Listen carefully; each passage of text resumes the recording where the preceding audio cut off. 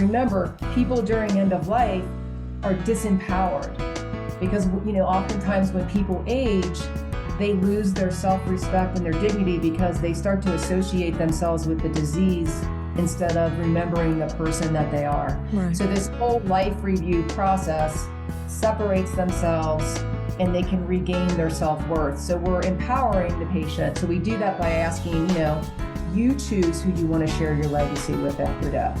This is the Heart of Hospice podcast with Helen Bauer. Maggie Gannon, the co-founder of Haven, is my guest today to talk about how Haven is helping people to rediscover their pasts and record their meaningful life story moments.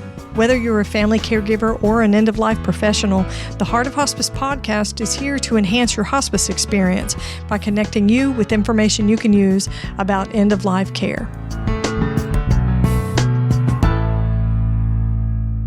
This episode is sponsored by Hospice Navigation Services. When end-of-life care becomes confusing or overwhelming, Hospice Navigation Services can help.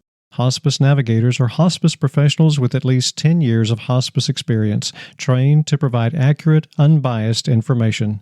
Hospice Navigation Services, the guide for your journey. Now, here's today's episode. My guest today is Maggie Gannon. She is the co-founder of Haven. And I think what I like best about Maggie is she's a nurse. But she's also starting a business, and she's come up with a fantastic website and service. Maggie's aim through Haven is to eliminate suffering from the end-of-life equation, restoring everyone's basic right to die as well as they lived. Maggie's a board-certified adult gerontology clinical nurse specialist and the CEO, co-founder of Haven.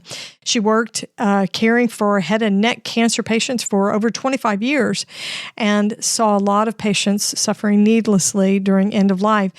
As a result of that, Maggie was inspired to create a better dying experience where suffering is never an option. She combined legacy therapy with technology to help those with chronic and terminal illness maintain or renew a sense of self-worth, living with purpose as they navigate life's last chapter. Haven, her service, is the first customer-centric company built from clinical research to help the person, the family, and the companies that serve them improve quality of life during the patient's last chapter. In that way, they're changing the feared experience of death, which is a very natural part of life, into something more meaningful and peaceful when the time comes. Maggie's got some great stories to tell about the work that Haven's doing. We had an awesome discussion on storytelling and why leaving a legacy of story is so important and how Haven is helping people to do that. So here's my conversation with Maggie Gannon of Haven.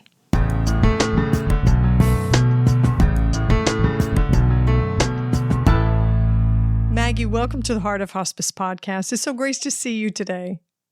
Thanks, Helen. It's a pleasure to be here. I wish everybody could see the mural that you have on your wall. You and I have talked about this a couple of times. It's the most beautiful watercolor, looks like vines with flowers on it. It's just gorgeous. Thank you. We're going to start with an icebreaker question. We haven't talked about this previously, so you get to just come up with whatever comes to your mind, and we'll just see where it goes.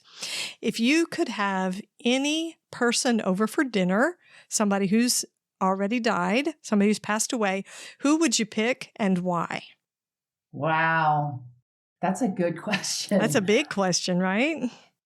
Yeah. I would choose my grandpa Beckman. And the reason I would choose him is because he was my father figure, and I still feel connected to him today. I wouldn't be the person I am today without having him built into me. And losing him was one of the hardest things in my life. But man, I was sure lucky to have him as a grandfather. Oh, that's nice. What a nice tribute. He would probably love that you said that today. Thank you. My heart feels warm right now. So. Oh, well, that's the best way to start a podcast. So We're going to be talking about legacies and stories today because that's what your organization does. That's what Haven's services are all about. Tell our listeners how you got interested in helping people preserve their legacies and how Haven helps with that. Okay, well, I guess a couple reasons behind why I started Haven. Professionally, I'm an adult gerontology clinical nurse specialist, and I've taken care of head and neck cancer patients for over 25 years, and I witnessed countless patients suffer during end of life. One of the reasons I felt that they suffered was because nobody listened to their story before they died. Like, we did things for them. We would listen to, their 5 wishes, or they would choose the power of attorney. But telling one story is very, very powerful, and it's a way for them to feel valued, to restore their dignity, through life's last chapter.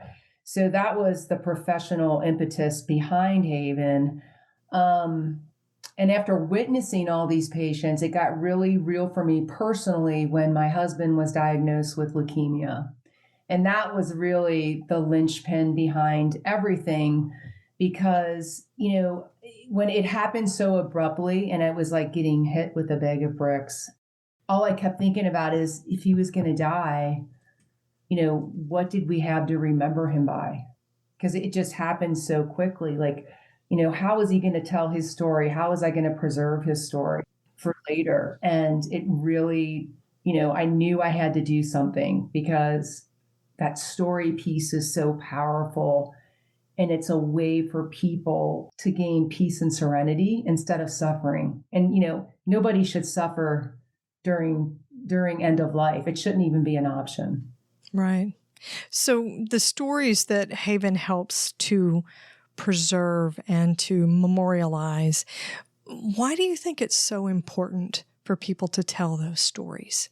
We want to tell our stories, but why is that so meaningful for people? Why do you think it's so important?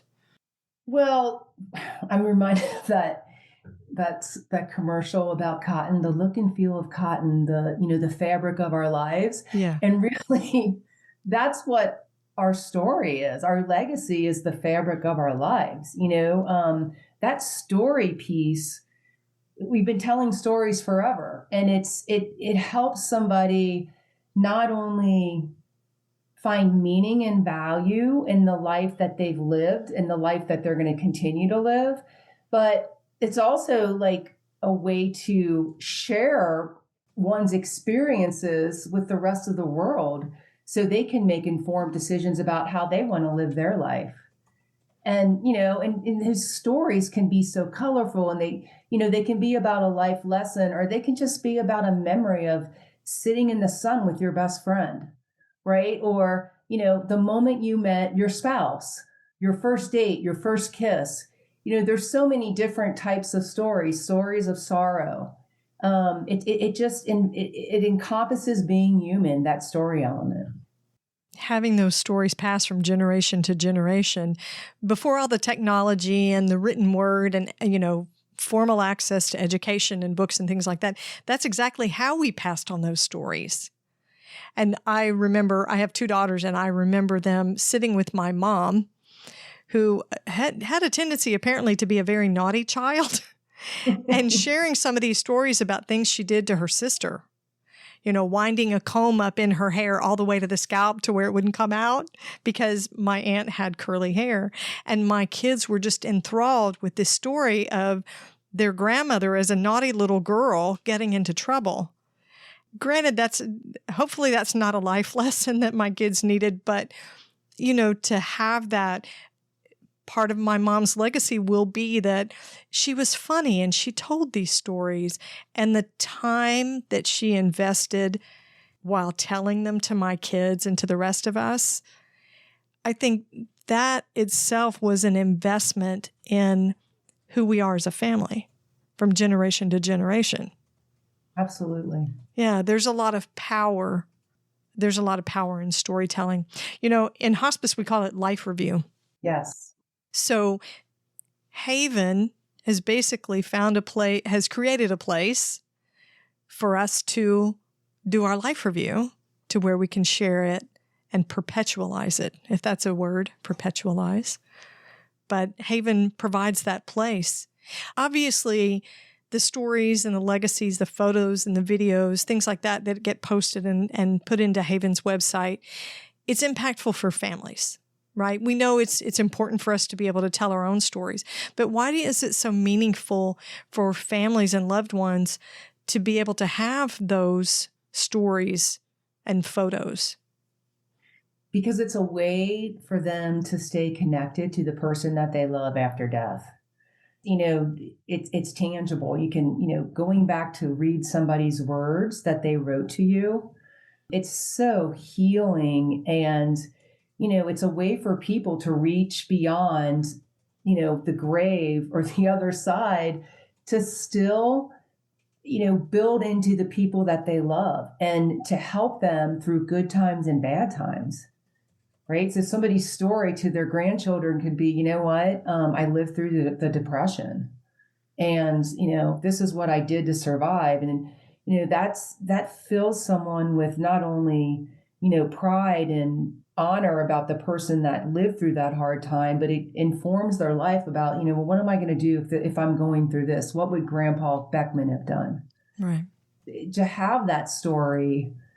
Oh, it's so powerful. And I still have, I have letters. I lost my best friend when I was 25 and she used to send me letters in the mail. And because we lived apart, we lived in different sides of the state. And during the summer, she would send letters back and forth. And I found those letters about a month ago. And I started to read them, and I was overcome with emotion. There were tears of happiness, sadness, and it just triggered so many memories. It was this reliving these special moments together. And letter writing is a lost art these days in the digital technology era. But Haven's digital format helps people. Basically, that's your letter writing. You can put that up there. That's right. And you can actually, with the platform, people can not only do the life writing and write their story, but they can write legacy letters, send them to whoever they choose. They can send them to a group of people. Like if somebody has, a bunch of children, they can send everybody one letter or they can send separate letters. And that is so powerful because it provides one with the opportunity to say things that have never been said before, or restate things that have been said because they're so important. And man, what a way for closure and healing. I'm really sorry about this. I probably could have done this better. And it's so meaningful for the recipient to open that up and to get that closure after somebody's not there anymore.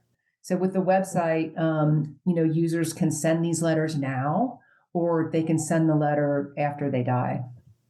So what's the process someone would go through? What do they need to do to connect with Haven and start sharing their stories? An individual. Oh, any individual who, would like to create their legacy can just go to the website, and that's hvnlegacy.com, and they can sign up. And please, scroll through the landing page, and it tells you the steps to take. I created the website from a gerontology perspective, and I made it as simple and as easy as I could so people aren't going to become overwhelmed with technology as they're creating their legacy. And that's how they do it. They have a username and password just, and they create their site. Interesting. So Haven doesn't just work with individuals. You guys have some specialized services as well for working with hospice and palliative care teams and then working with end-of-life doulas. Tell us how you're partnering with hospice and palliative agencies. Well, because of, working within the field of head and neck cancer patients and witnessing people suffer, and then walking through that journey with my husband, I realized that something had to be done with, the way we deal with end of life. And I felt powerless as a provider taking care of patients because I felt that we lacked quality of life interventions. And the quality of life interventions that we do have are underused because in general, people are still, preoccupied with how to, maintain life, to keep people alive instead of, let's just make people as comfortable as we possibly can. I mean, we're definitely making progress, but we have ways to go. So thinking, taking on the attitudes of a clinical nurse specialist, I looked for evidence-based science and to find the answer. And luckily, national palliative care and hospice organizations already identified that legacy and dignity therapy it's a very brief intervention that increases quality of life. So essentially, I took the underpinnings of legacy and dignity therapy and I integrated that into the platform, into the foundational platform. So, how we work with palliative care and hospice is that we provide a quality of life intervention that involves, of course, legacy preservation, utilizing dignity and legacy therapy methodologies. And then the second way we partner with palliative care and hospice is our business also serves as a way for palliative care and hospices to actually track metrics so they can show, accreditation agencies that they're increasing their patient experience and quality of life. And it's also a way that we can help these organizations generate revenue. And that's something that's really needed across the healthcare system right now, because as you know, people are getting older, they're living longer, people with chronic illness, it's increasing, like it's skyrocketing. And that's a huge strain and stress on the healthcare system. And, it's so difficult for them to find a way to fund the care that's needed and to generate revenue to sustain end of life care. Absolutely.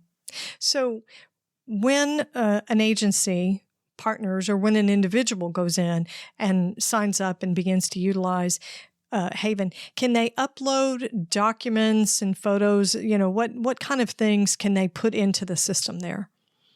So that's a good question.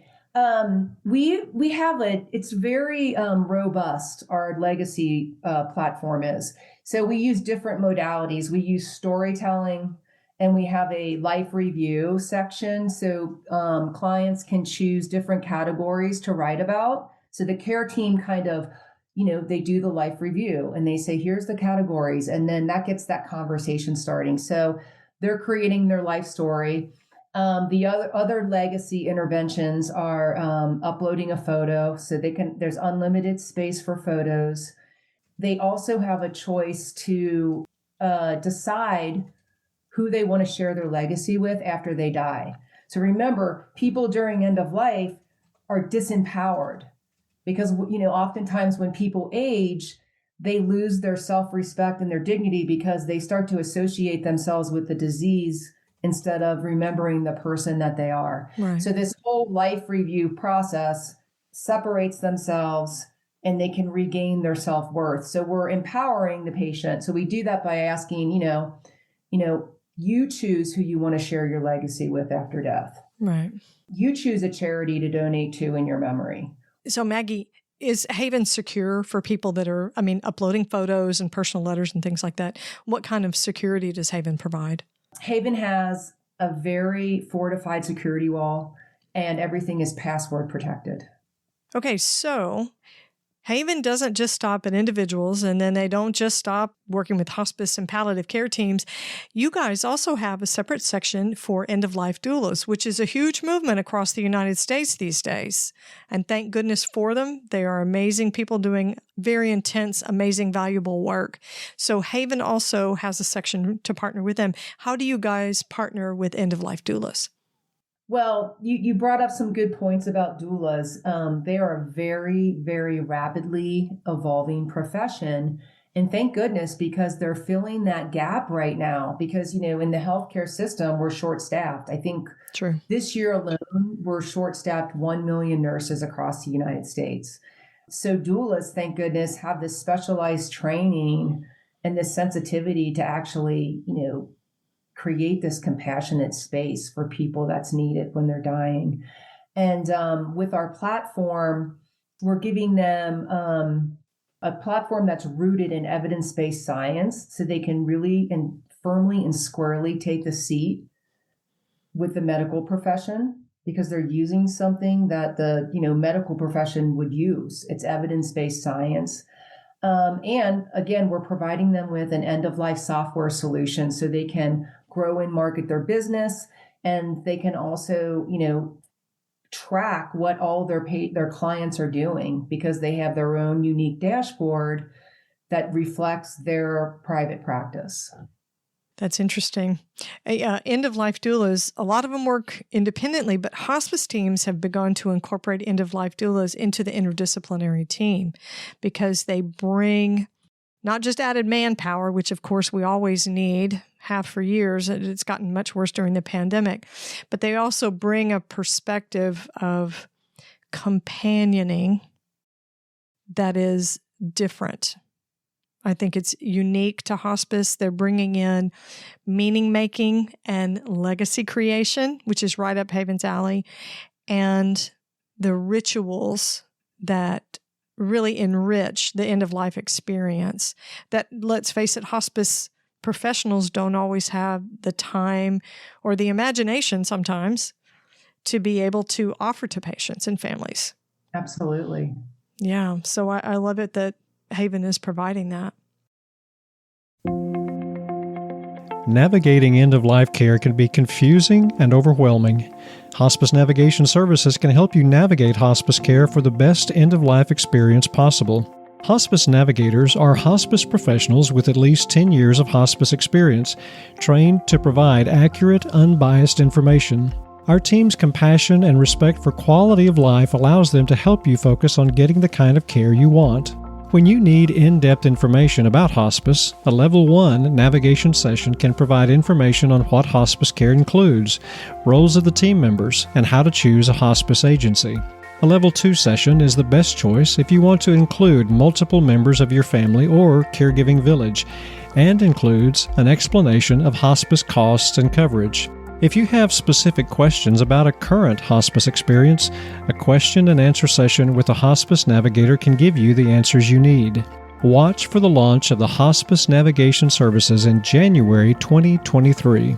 Hospice Navigation Services, the guide for your journey.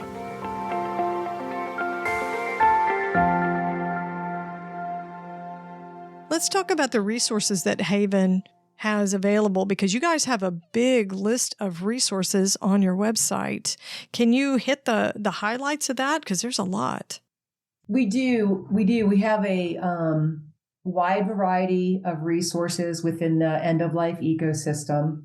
So anybody who, wants to plan for their end of life, they can hit that resource section and they can find a funeral pre-planner. Oh. They can find a senior real estate agent, if they're interested in downloading. There's end-of-life doulas who are affiliates of the platform, so they can find actually, and even if they're not ill, you don't have to be ill to use this or sick to use this website. Just planning ahead, to prospectively plan ahead, it really, really, really helps with everything. It makes people feel like they have closure, and they really, and it takes that pressure and burden off of them. So having, wanting to downsize is important. Near and dear to my heart, of course, you've got podcasts on there. Podcast, yeah. And you've got some books listed as well, books for end of life. Yes. For those who are readers and enjoy that kind of thing. Another thing that you have, which is something we haven't really touched on the podcast before, is you have a resource for professional obituary writing. Because let's dive into that a little bit. Obituaries are hard to write. They are hard to write. Either you got one paragraph or you have 8 pages. And I think it's difficult, especially if you're, like you're saying, you haven't been proactive about it, or maybe you as the person who's been ill have not provided that kind of thing. Some people like to write their own obituaries. And it takes a burden off the family if that happens. But most obituaries are written, and I don't have any science to back this, but this has been my experience and my professional guess, is that most obituaries are written when that grief is at its highest right after the person dies or when they are actively dying. I've seen that happen as well. So a professional to write an obituary, that's an awesome resource. Tell me a little bit more about that. Thank you. It's one of my favorite resources on the platform. We have our obituary writer is named Heidi Connolly, and she's absolutely wonderful. She actually, you can sign up on our website to take a class with Heidi if you would like to write your own obituary. And believe it or not, a lot of the data that I have supports that women in their 50s and 60s, it's like writing your obituary is like the new scrapbooking. And most females are really into this. So they can sign up and take a class with Heidi, a life writing class or an obituary writing class. And she will, help and give them pointers, on how to start the process. But, for people who like the idea of having a personalized obituary, they can contract through Heidi, and she gives them a very personable interview and really pulls out, those special parts that they would like to be remembered by. And she's just a wonderful writer. Yeah, it looks like she'll do the obituary writing workshop, and they do it over Zoom. So it's not like you have to be in person to do that. And it's $75 for the class. So I love it. She said it's not like sweating over that 10-page essay you had to do in high school. Right. And, we actually, here in Denver, I'm located in Denver. I've worked with Heidi at senior living facilities. And we've actually done a class where we Zoomed Heidi in, and it was really fun.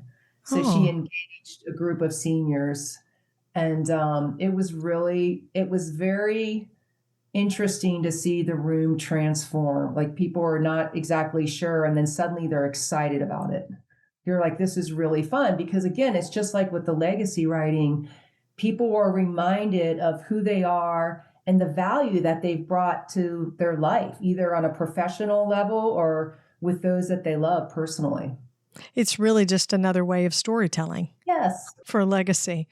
I like that. I've never really thought about an obituary that you write up as a legacy project. I've always thought about it as more of it's an announcement, right? That the person has. Could be. Yeah. I mean, think about when people read newspapers like 20 years ago, right. They paid a lot of money in the paper for, 3 or 4 lines. It was just so generic. They were born, they lived, here's their family, and they died. Right. And how insensitive was that? I think back about my grandparents, and man, I wish that they had an opportunity to write their story down, even like bits and pieces of their story, like you were sharing about your mom or her grandma, and then, rolling your hair up and getting it knotted up in the brush. Those are heartwarming stories, and I don't have those. So this whole notion that, an obituary is just to be for information, it doesn't have to be about that now. It doesn't, if you wanted it to be a big story and we'd publish it out in the New York Times, it would cost thousands and thousands of dollars. And that's the beauty of this digital technology, and especially with Haven, is you can write your story. You have unlimited space, and it costs $49.99, and you have a permanent site for you now to appreciate who you are, and then for your loved ones to stay connected to you after death with this story that you wrote. So it could be a 10-pager, or it could be a 1 paragraph. Again, it's totally up to the person. Right, depending on how much they want to share. Mm-hmm. Okay, so $49.95. Users can sign up, purchase their subscription. Is that a one-time fee, or is there an ongoing fee for the stories and the photographs to stay on the site? Currently, at the present moment, it's a one-time fee. So they pay it, you're done. And, 20 years from now, when you die, it's still going to be there for your friends and families afterwards, after you die. You can keep adding to it and changing it, can't you? Yeah, it almost can become like a diary, like, oh, we took a trip to the Bahamas this year. Right. I had a new grandbaby born. Right. Yeah, I love that. I love that. So how can our listeners connect with the services that Haven is providing? So if somebody is interested in creating their legacy, they can go to hvnlegacy.com and sign up. If anybody's interested who works in the end of life care field, a doula or palliative care hospice, you can also contact me at Maggie. So Maggie at hvnlegacy.com. Or go to the website and then you can, where it says contact, just click on the link and you can also send me an email. And then the next step would be is we would get in touch and then I could give you a demo of how that works and how it would fit into your specific organization to help improve patient experience, quality of life, and things like that. Awesome. I'll have links in our show notes to the website, and I'll have Maggie's email so you can get in touch with her. Maggie, thanks so much for taking time to share with my listeners about the services that Haven's providing. You're welcome, Helen. And I really appreciate having me on. It's a pleasure and a privilege. It just means a lot to me. So thank you. I'm very grateful.